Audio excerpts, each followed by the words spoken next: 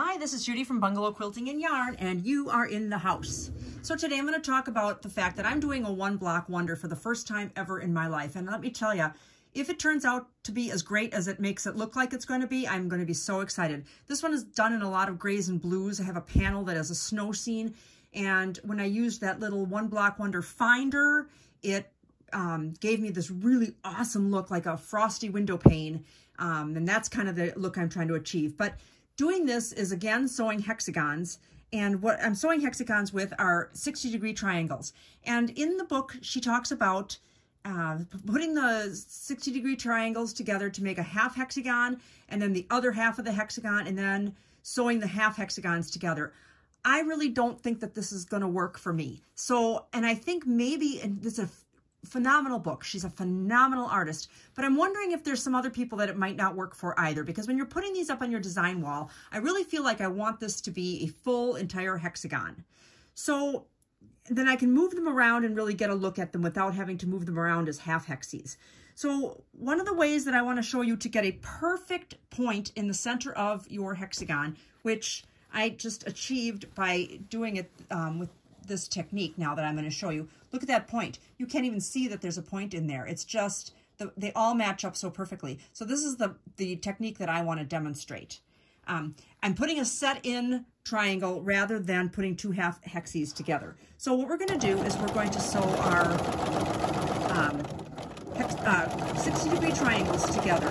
And I'm going to stop sewing 1/4 of an inch before I'm at the edge of the triangle. I'm going to stop sewing before I reach the edge of the triangle. Now I used, to make the 60-degree triangles, I used the Creative Grids 60-degree triangle tool. And as you can see, it's kind of hard because it's white on white here, but I did stop 1/4 of an inch before the end. When I started sewing my triangle here, I also started 1/4 of an inch before or off of the edge of the triangle. I didn't start here and start sewing. I started back here 1/4 of an inch away from the edge of the fabric. Now I'm going to do that with the next one. I'm going to open this out and I'm going to stitch the next triangle together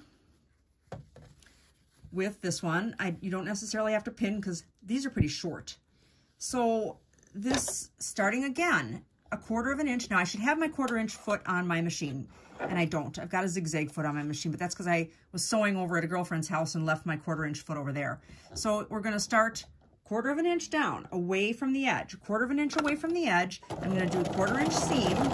I know on my Bernina exactly where that 1/4 inch seam allowance is. And I'm going to sew, and I'm going to stop. Now I'm going to keep this one out of the way here. This was the other triangle that I sewed before. These two triangles were sewn together in that last step. Now this, I'm going to pull this out of the way so that I don't catch that. You don't want to catch that other triangle in there. You want to stop before you get to that seam allowance there. So you're going to stop 1/4 of an inch, and you can kind of feel it with your finger. You want to stop right next to that old seam allowance. Okay, so you want to stop before you get to that other seam allowance. Now it looks like this. See that? Okay. You could do a back stitch, 1 stitch if you wanted to. All right, so there we've stopped again, 1/4 of an inch. We've left 1/4 of an inch kind of open there. Now I'm going to put my next triangle onto here.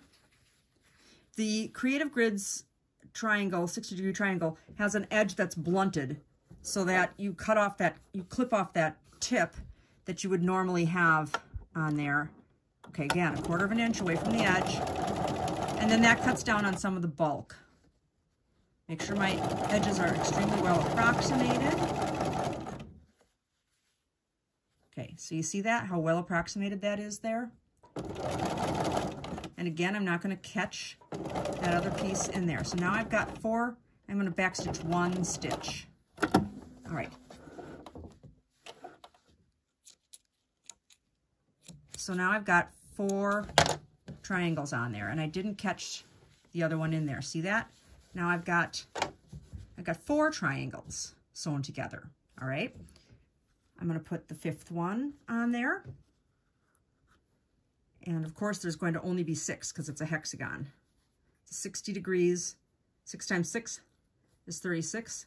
So you have 360 degrees. Little geometry lesson there for you. I hated geometry until I started quilting, and even then I didn't like it. But now that I'm really, you know, been doing it for so long, I'm really seeing where this helps me sew all the time is to think about geometry when especially when I'm designing patterns. Okay, so then I'm going to take 1 stitch back or 2 stitch back. All right, now I've got, look at this. This is going to be a set and seam now. See this? I've got this whole hexagon sewn together except for one. You're thinking, oh my gosh, how is she going to put that? How's she going to put that next triangle in there as a set and seam? Well, you're just going to do it exactly the way you've been doing it the whole way along. Okay, nothing different. It's not scary at all. You're not doing anything different. It just looks scary. So now again, you're going to do 1/4 inch off the edge, 1/4 inch seam. And when you go join those other hexagons all together, that's why you have to start 1/4 inch off the edge there. Because when you join them, you're also going to be doing set and seams. That's the thing that's why the author is telling you to do half-hexies, so that you don't have to do set and seams. Like I said, that's not going to work for me. I'd rather do the set and seams. So I'm going to set myself up so that those set and seams aren't so difficult. All right, now I'm just going to, see now, look at this. Now I'm going to sew this to this. All right. Now, I'm going to see how that's got that blunted end there. That's where now here I'm going to actually use a pin because I got a lot of bulk in there.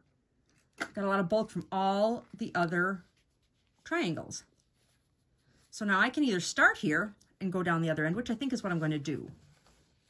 Because I'm going to be careful not to pinch any of those other triangles in there. I'm going to start 1/4 inch away from the edge.